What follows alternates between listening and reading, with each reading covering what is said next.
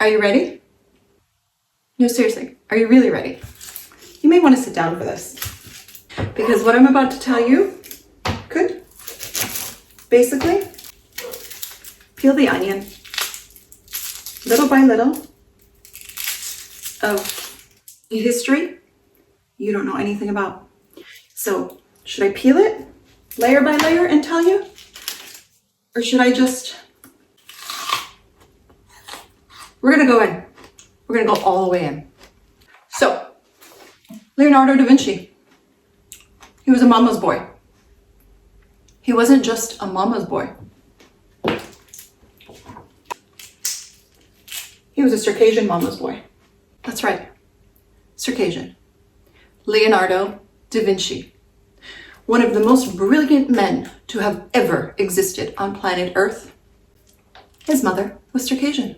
The Italian archives have confirmed that Leonardo da Vinci's mother, Caterina, actually came from the Caucasus Mountains as a slave. But she had actually come from an aristocratic family, but she was kidnapped and taken into Istanbul, sold on the slave market into Venice, and then into the area that Leonardo da Vinci's father, Pietro, who was a notary, basically freed her and actually has the documentation to prove that she was legally liberated from servitude in slavery. Why don't you know about this? Well, we Circassians have existed for thousands of years in the same land. But it was very convenient for Russia to basically erase us after a 100-year war in our homeland that we had occupied for 5,000 years. It was in their best interest to make sure that every possible trace of our existence has been erased. Greek mythologists also had a very specific interest, and that was we women had a very special place in terms of being warriors. The Greeks didn't want their women to see Circassian women in battle because we were crazy.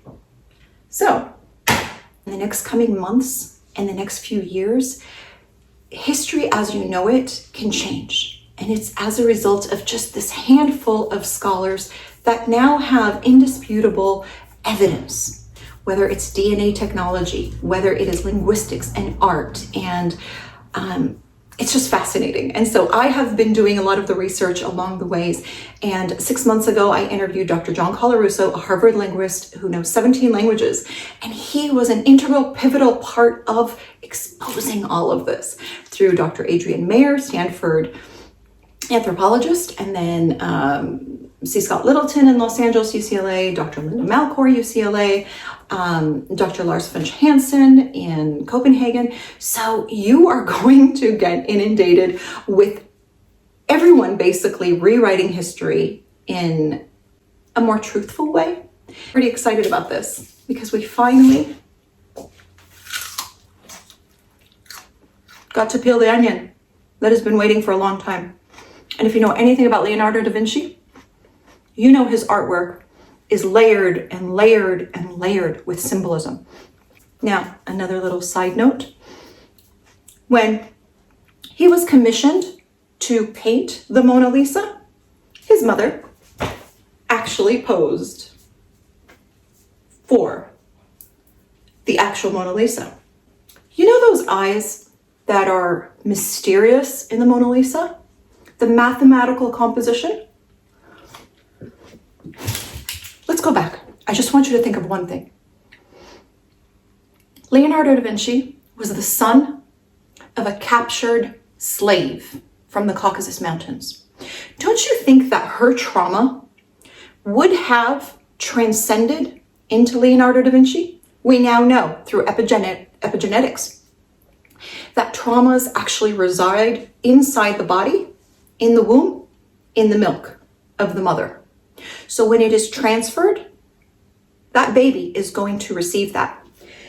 Not only that, but Leonardo was fascinated with the idea of layering hidden symbolism in all of his art. If you've read any of Dan Brown's books, especially the Da Vinci Code, and you've seen the movie, he was obsessed with kind of just giving it to the richest, wealthiest, most powerful of entities, including the Catholic Church. Don't you think that it's possible that while he was sitting there painting the Mona Lisa, his mother was sitting in on the actual model?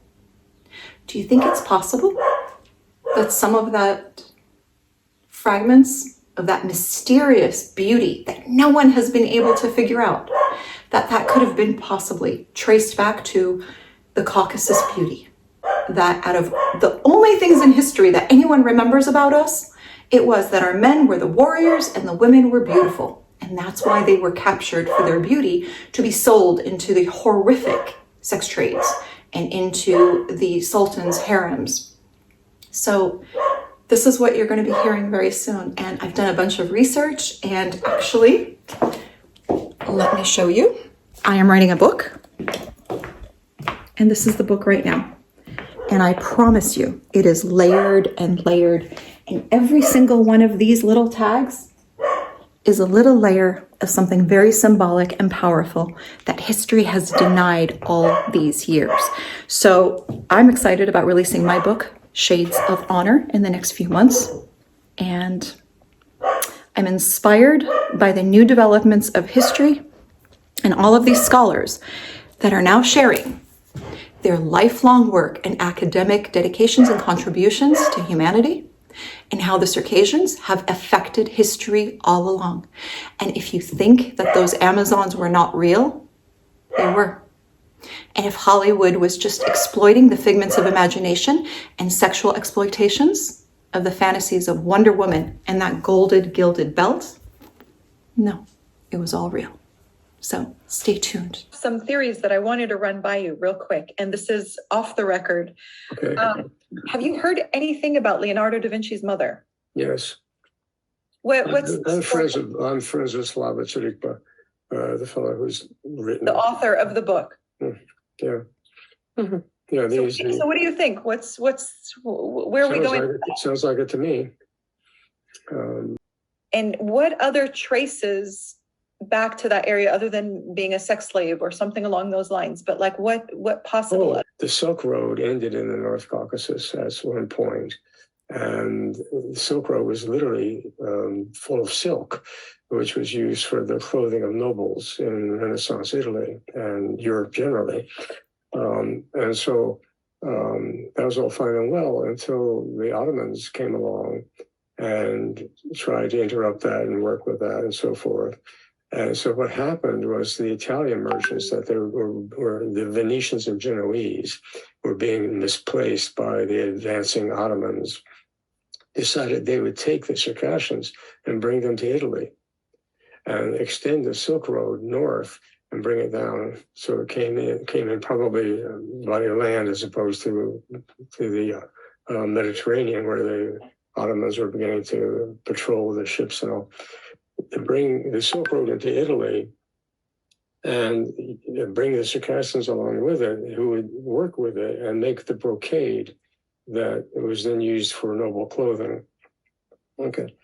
And in fact, I had contact, I can't remember his name, was a professor of the history of textiles in Rome, the University of Rome or something like this. And he had a map of where all the Circassians had been settled in Italy. And about a third of Italy in the Renaissance became Circassian. The zone between Naples and Rome was almost entirely Circassian. And then there was some up the Adige River, Adige River. Oh my God. All over the place, all over. And this is all new. This is all new information that is surfacing now. Yeah, this is not widely known. It's academic stuff. John, do you understand how big this is? I don't know. I guess so. So it's very likely that Leonardo's mother could have been a Circassian, or anybody else's mother, for that matter. The particular area of where my people came from was not settled by Circassians. So I don't know why I looked the way I did. Hey, maybe Italian, Colarusso, and maybe the Circassians, maybe. Well, there were five. Maybe that Russian agent was right. Maybe you are Circassian. Maybe the genetics. That's why I was astounded when the genetics came back.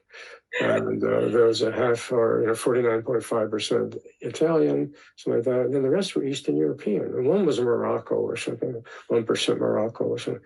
And the rest were Eastern European. There was nothing in Germany, England, anything like that. Whereas my wife Linda is depending upon the genetic test. Yeah, depending upon the genetic test, sometimes they're not even categorizing Caucasian separately. So Eastern European is just conglomerated into one big chunk. They're not separating them out. Yeah, no, I know. Yeah, it's a faulty. It's a sort of a bit of a commercial gimmick in a way to get people. Because what does your profile look like? Well, we'll look at this area here and come up with a kind of generalized profile. And, oh yeah, it matches there. There you go. We're Eastern European, whatever that means. So if they really came down, they would probably find some odd villages that have peculiar signatures, and maybe your ancestors came from there. But they don't go to that level of detail. So this map of the Circassians in Italy and the Adige River, how is it spelled in the Italian maps? Adige, and they pronounce it Adige. Oh my God, that's crazy. Mm-hmm. Yeah. Wow. Yeah. Okay, on another tangent, I have so much to throw at you. When I was not exaggerating when I said 7,537 questions ready for you.